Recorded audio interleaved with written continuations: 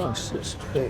Check 1, 2, man. We live. DJ Z-Nyce live right here from LTS. And usually y'all see me in my drop top, doing my top-down talks, riding through the city, interviewing people that I think are special to me throughout the city, entrepreneurs, talented artists, businessmen, all type of walks of life. But today is something special, like I always say. Today, I got a legend in the making, and I'm super excited, like I always say. Not in the making. He is a legend already. I'm trying to be a legend in the making by looking at this guy. And I'll tell you why I said that at first. 200 years old. Yeah, he don't look like it, though, man. He don't look like it. But we got none other. You done seen this guy in all types of movies. Trippin', American History X, which was one of my favorites. He's been on Comic View. He's been on Comedy Central. He's been on BET. He's just dope, man. And after looking at his movie, man, Fat Tuesdays, I have a new special fine love for this guy right here. None other than Guy Torry. How you feeling, sir? What's up, man? How you doing, man? I'm doing good. Doing good. Thank you for coming to the city. We welcome you here in Louisville, Kentucky, man. Louisville. People get tongue twisted, tied up with that a little bit. I get corrected all the time. It ain't Louisville. It's Louisville. Louisville. You gotta say it like your battery's running low in your mouth. A little bit. A little slang with it. And just along it. But Louisville, they be like, nah, we can't do that. That's what people usually say. Right. We can't do that. But you from St. Louis. I'm from St. Louis, right. So, you know, for y'all, it's Louis. We just say the Lou. The Lou. Say the Lou. Nah, we say the Ville. See, when we say the Lou. It's just crazy how we do that. And it could be the Lou. That's our language. That's our people language. I understand that. For sure. So, you in the city of Louisville, Kentucky, man. What brings you to the city? I know why, but you here and it's New Year's Eve tomorrow. Man, What's the Louisville going on? Comedy Club, man. Okay. You know, New Year's Eve celebration, man. You know, bringing the new year right, ending the old year, you know, on a laugh, and bring the new year in on a laugh. Yes. I don't think I've performed here in forever, if I even had performed. I was here years ago when I had a sitcom. Okay. Good News on UPN, now the Funk Network. Shouts out to UPN. But I think that's the last time I've been to, you know, Louisville.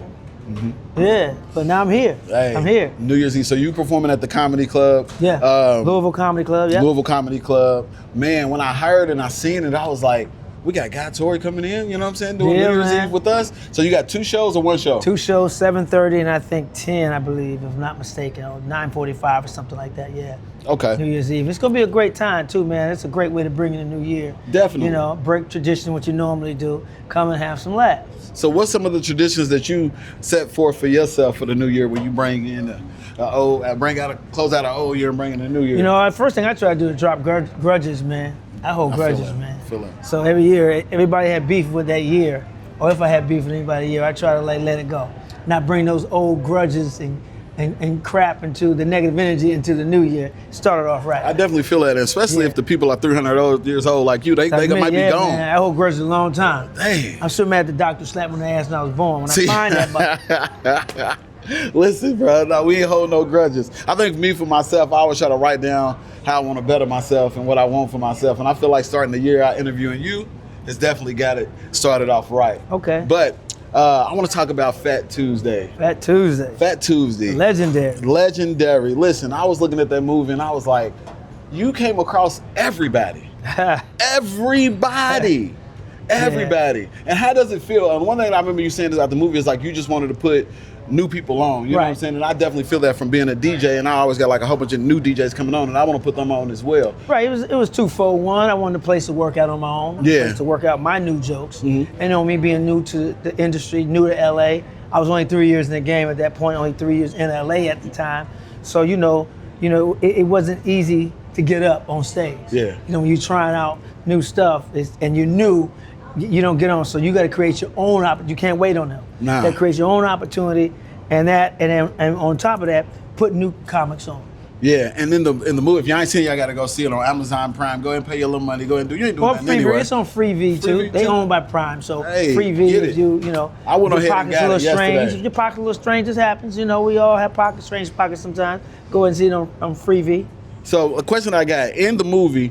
I feel like for 9 months straight, you said it was just jumping. You was in a small room. Oh man, we hit the ground running. I wanted to know how you felt knowing that you didn't have no experience as far as like running a room, being a promoter and all of that, and for it to go 9 months straight. Like, what was some of it's probably some hiccups, but what was the biggest one you felt like happened around that time? You know when you're young, you're dumb.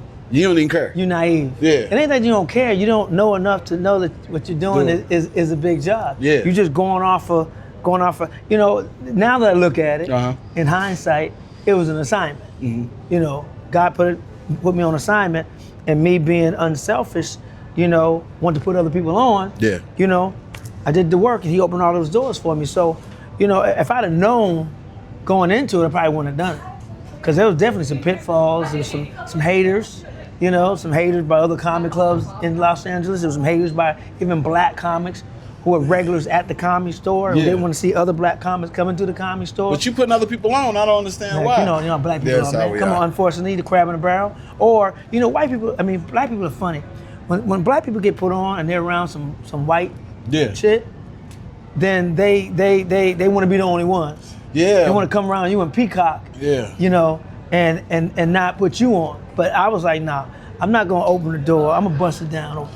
You more than busted it down, bro. You left it open. Yeah. Miss Linnell, watching her, man, she had me weak. Crazy. She's great. Yeah, she had me weak. But one thing that you also did, and that the ladies, man, you definitely supported our black women and just women comedian in general or whatever else. And I loved it about you. I was like, man, every week y'all had one lady at least on. Yeah, and that's something my brother Joe, you know, made sure that I did, that he taught me, like at least have one woman on the show. Yeah. Because you go to comedy clubs, most of the audience is made up of women. Yeah. A pack of women that come out by themselves. Most of the clubs is made up of them. Right, well, exactly. So, and most of the males, we get on stage and talk our shit, and the woman's voice is not heard. So put a woman on the show so they can combat all the bullshit that we talk when we get on stage. Because, you know, you need somebody to talk, you want somebody to talk to everybody. Yeah. That's the way I booked the show was in a way to where the comics were a variety of comics with different styles, so that you won't have the same style of comedian on the same show,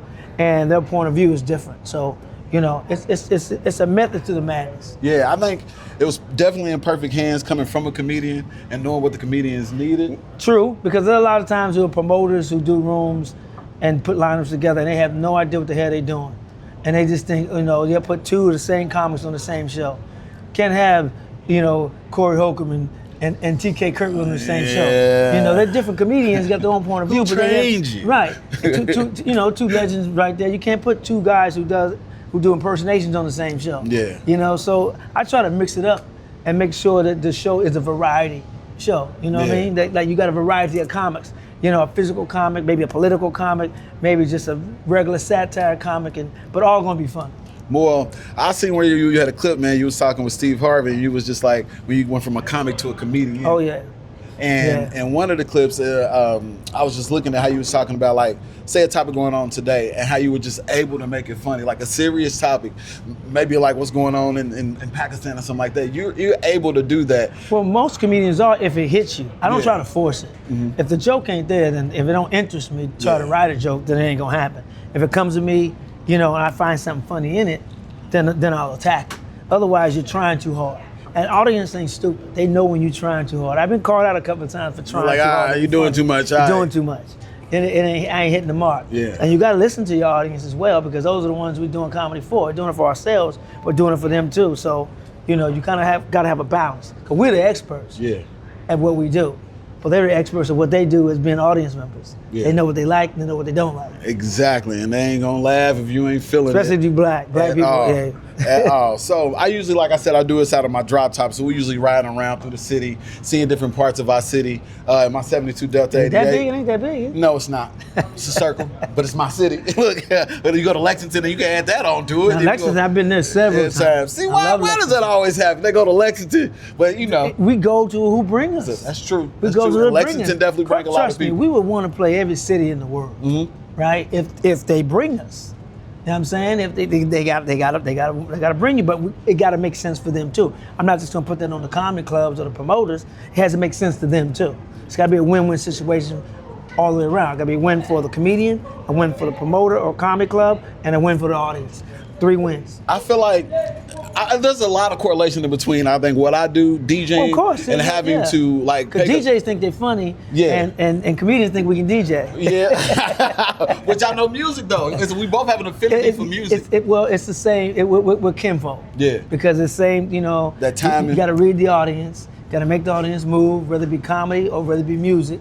You gotta keep the audience engaged. Yeah. So we're just doing different things. We're all artists. So I got a question for you. We gonna say we riding around. It's a gloomy day. We riding around in the drop top. Windows is open. What song best describes your career journey? If you had a song. Wow. Man, first one that comes to mind is one of my favorite songs in the whole world is Change Gonna Come by Sam Cooke. I went way back old school. Yeah. That's one of my classes. I used to listen to it with my dad all the time. Rest in peace, Pops. But California Love. And I'll tell you why I say California Love. Because I started Fat Tuesdays in 1995. Okay. Right? And, moving from from St. Louis to LA in 92, that whole 90s, early to late 90s was my shit. And I was at Fat Tuesdays one Tuesday and not knowing they were shooting the California Love video. And they left the video shoot and came straight to Fat Tuesdays on the video shoot. So and that's, Pac. Yeah. It was Suge. The whole video. I'm over here just like. So it was like, that's the first time I already met Pac, but that's the first time I had met Suge. I knew who he was, but I didn't know what he looked like. I just heard the name. Yeah. And is he really like a linebacker, bro? He a big motherfucker. Okay. Suge big dude. I just wanted to know, like in real life, was it like? No, he a big dude. Yeah. He a big dude. So for me, when you say California Love, like literally, I have vivid memories being with my grandfather. I was raised with my grandparents, riding his Lincoln, and we are bumping that to the. Which one? The Death Row version or the Roger Troutman? Was it Roger Troutman? Roger Troutman. The original version. Yes. Got it. Okay. Yes. Yeah. The Roger Troutman version. Make that clear because some people don't know. Yeah, they don't. They don't. They think your grandfather listening to Death Row. No, he made. But he was too though. I can't front. Okay. We was listening to a little bit of everything. Okay. I was that kid that was like changing he would be like, he could ride in front, just change whatever you want. You know what I'm saying? Right. I had that leeway. So we rode and listened to a lot of different things. But for me, that California Love, the video came out. Just that time and era of black people moving and grooving, clothing brands, Def Comedy Jam, just everything was like 90s. Black. 90s was just black. Black fashion, black magazines, black sitcoms, black movies. Hip hop was crazy at the time. It was even R&B. R&B was killing at the time. That was the era of the dudes singing from the neck vein. They didn't use no abs, no ab to sing. It was all neck. It was all neck. Yeah, that was the neck. Definitely, but the outfits was fly. Everybody was confident. The women's hair was I think the women in the 90s were way better than no offense to today's women. I'm telling you, the 90s women were about it. Yes. Way more beautiful. Definitely natural. Way more natural. Yes. And no BBLs back then. No fan eyelashes and talking, eyelashes. And when STD. No, I'm just joking. Well, also, none of the guys had hair pieces either. Right, that's true. Yeah, and we weren't getting like fake muscles and stuff. Right. Either. It's just a different time. Right. It's a different 90s time. is the best. I feel like that's why even now to this day, like when I go do my DJ sets and stuff like that, man, that 90s vibe is just still lasting or whatever. New Year's Eve is coming up, and I'm looking to probably play a 90s Springer. And it's funny because the R&B was better back then because those R&B artists back then was raised in the church and sang in the church. Come on, These new R&B artists, no disrespect to some of y'all, but new R&B artists, they ain't going to church, so they don't have that foundation of that gospel or that soul. So the new R&B, some of it's good, and I don't want to be the old man sitting on the younger generation, but the R&B today ain't as good as it was in the 90s. And the 90s probably wasn't as good as in the 80s and the 70s. Yeah. But I feel like it's, But I could say one thing about the 90s, not to be too long. It was pulling from that funk, which was from the 70s. Yeah. So that funk is soul. It's not on time. It's not. Yeah. You playing just from your feel. You're taking risks. And you're breaking taking the rules. sampling that. It just gives you that feel. That's why, man, we definitely love Snoop and Dre and all that little time or whatever. But you was in the epicenter of everything going on, especially following the riots. Yeah. Around the King riot. Yeah, that really brought LA together. I think it brought the country together as well as black people. Mm-hmm. It divided us as white and black, but it brought us together as a people. So, another question I got. If you could ride back in time, talk to your younger self, and your first big break, what would you say to yourself when you got your first big break?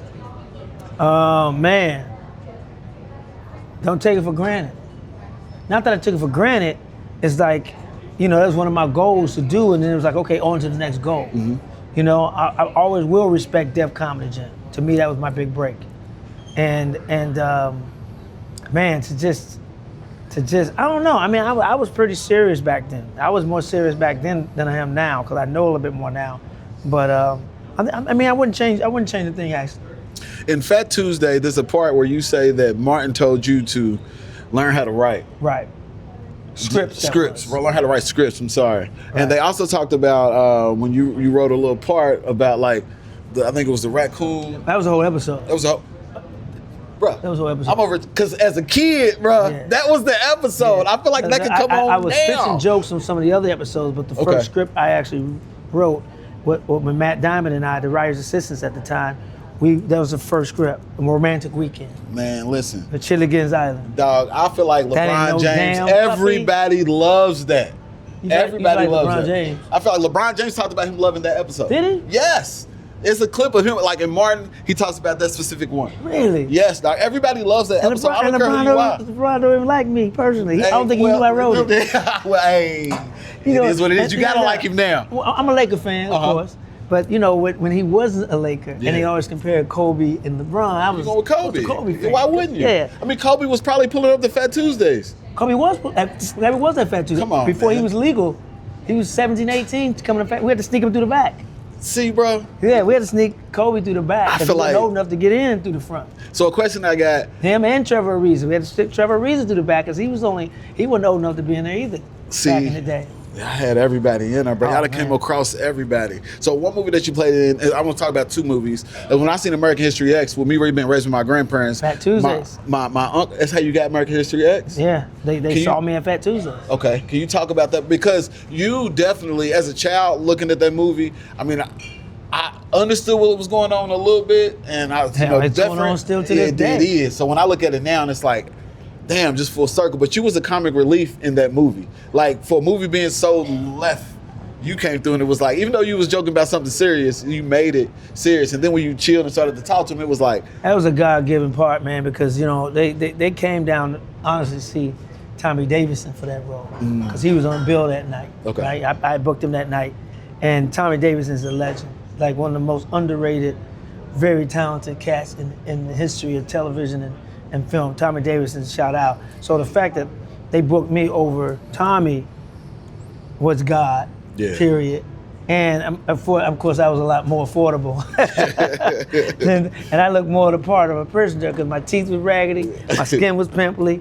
So I looked more like a prisoner rather than Tommy Davidson because Tommy Davidson got so much talent. But you killed it in that. But fast forward to life, how did it feel playing amongst like your peers, like Eddie Murphy or Martin and stuff in like life, that? Yeah, man. Words can't really express that blessing. I feel like I look at the bloopers more in life than I look at the movies. Hey, I can look at the bloopers. You had to be there on that set. That set was crazy, and we were. The other thing about that, what made it great was none of us was trying to compete with each other. Yeah. We're all complimenting each other, and we respected each other, what everybody was bringing to that set. Rather than trying to, I'm gonna be funnier than, because you ain't gonna out funny Eddie Murphy. I'm sorry. You ain't gonna out funny Eddie Murphy. And you ain't gonna out funny Martin. You ain't gonna out funny Bernie Mac. So find your spot, get in, and let it flow. Yeah, do you feel like who held court the most as far as like people? Bernie, because Bernie is a hell of a storyteller. Okay. So, you know, and Eddie is kind of a recluse, kind of quiet, so is Martin, you know. But when it's time to shine, they gonna shine. They gonna cut it on. Bernie is that all the way. When the camera's on, camera's off. Tommy Davis, most like Tommy Davidson too. Camera's on, camera off, they gonna shine. So, question, what's the funniest truth people aren't ready to hear? The funniest truth people ain't ready to hear? Yeah. Wow, the funniest truth, that's a good question. The funniest truth people aren't ready to hear. You mean as far as like anybody or artists? Artists. Well, comedians, you're not funny. No one wants to hear that. And any comedian that says that they don't take it a little bit personal is lying. Yeah. But what they have to realize and remember is that comedy is subjective. You're not going to be funny to everybody. Yeah. You know, some of the greatest comedians to ever live ain't funny to somebody. Yeah. So you can't take it personal. You got to just realize, hey, you know, I'm not their cup of tea, and keep it moving. Don't be funny to somebody, because you hear a lot of comedians, a lot of people say, oh, this person ain't funny, that person ain't funny. But these person numbers don't lie. Yeah. They selling out theaters and they're selling out comedy clubs. And you and might selling not out see arenas. them on that like this, They but they funny. still doing their thing. They're funny to enough people. Yeah. Period. I'm funny to enough people. Definitely. Yeah. So I know I'm not funny to everybody, but I'm funny to enough people to sustain a career for 33 years. Definitely. So, before we close out, man, tonight we're at Louisville Comedy Club. 2 shows. Yeah. Doors open at 6:30. Yeah. The next show doors open at 9:30. It's gonna be uncut. Not tonight. Tomorrow. Well, yeah. I know. Well, no, yeah. 31st. 31st. Yeah. I'm telling you right now. You about to see the best damn comedy show period. Y'all heard it. I'm telling you right now. He's ready. The best damn comedy show period. Some of y'all may not know me, but you leave that show, you're gonna know like Gary Clark Jr. You're gonna know my name by the end of the night. I tell you that. And I pull no punches. I'm unapologetic. I'm unfiltered, unpredictable, unfiltered. You name it. But I'm definitely not unfunny. But all the other uns, I'm on. So yeah. Man. They ain't gonna get a better show than Guy Torry Comedy Show, best damn comedy show, period. So listen, right here, I got something special for this. Is my hat called the Derby Crown, man. And I knew you was coming, and I was like, let me give my, no pun intended, guys some gifts. Yeah, got it. So the first one is we had this made for you, man. We need try to get your side. Yeah, yep. My brother that just left. He made it, and as a DJ, just what I do, you gotta have your own merch or rep your own brand. Yeah. You know, so you get the write-offs when you do your uniform. And I almost wore my hat too, though. But I was like, this one, I didn't know the Nah, dress it's okay. code. It's okay. I think it's kind of too big, man. They did an extra large, but I'm gonna try to get you another one. But that's you right there, bro. Ooh, it's large. Maybe have your sister come over. Exactly. Put her big ass which in. one? I'm joking. Look, which one? Ooh, it feel good too. So we got that. Before you go, we gotta make sure we get them the right size. Pop down.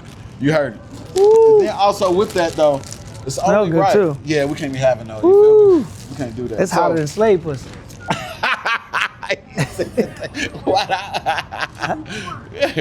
Look, so I also got something else for you though. So this is the Derby Crown. This is my brand. Nice. I started off 2 derbies ago. Well, I started off like years ago, riding around on a moped selling CDs. I still haven't been to a derby yet. You haven't? No. Shout out to the Williams family. That's the whole Williams family that's here. Y'all know the famous Williams family that's here. So that's my tribe.